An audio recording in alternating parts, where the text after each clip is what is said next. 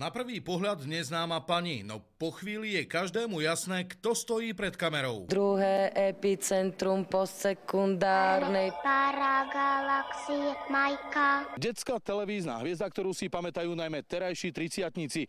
Zuzana Pravňanská alias Majka z Gurunu.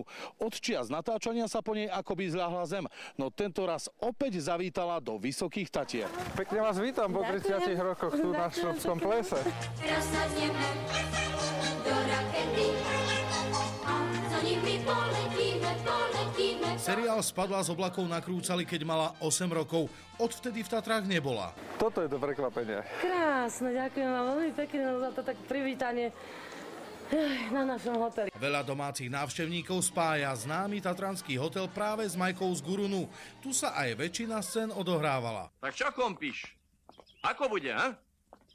No, súdruh riaditeľ, koleno nevrzga. Chodia nám sem ukazovať naši klienti vnúčkam, deťom svojim, kde sa natáčala Majka z Gurunu. Väčšinou pred hotelom sa natáčalo. Čo starý výťah tu je, ja sa teším, normálne ten originál výťah. Odvtedy si bývalá herečka preskákala všeličím. Teraz pracuje ako chyžná v ubytovni, no na život si nesťažuje. Mám 2 céry a mám syna. A dokonca už som dvojnásobná babička. Po natáčaní jej nezostala nahrávka a ani fotografia. Vraj na to nechcela až tak veľmi spomínať, no túto návštevu Tatier neľutuje. Nemá to len veselé stránky, ale aj tie malé stránky. Milujem Tatry, milujem. Zo Štrbského plesa Jozef Kačmári, televízia Joj.